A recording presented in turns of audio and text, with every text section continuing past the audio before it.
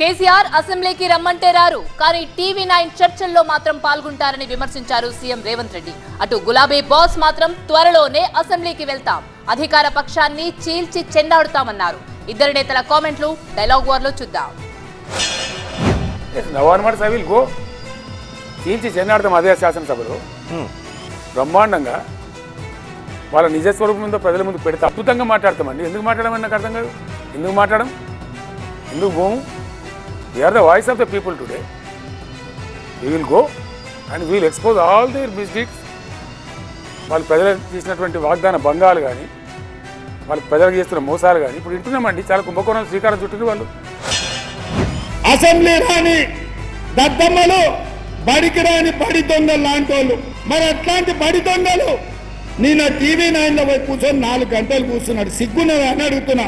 10 ఏళ్ళు ముఖ్యమంత్రి చేసిన ప్రతిపక్ష నాయకుడు అసెంబ్లీకి రాకుండా, సమస్యల మీద మాట్లాడకుండా, ప్రభుత్వానికి సలహాలు ఇవ్వకుండా, అసెంబ్లీలో మా కళ్ళలకు చూసే ధైర్యం లేక పారిపోయి టీవీ9లో కూర్చొని నిన్న ప్రగల్భాలు మాట్లాడుతున్నాడు.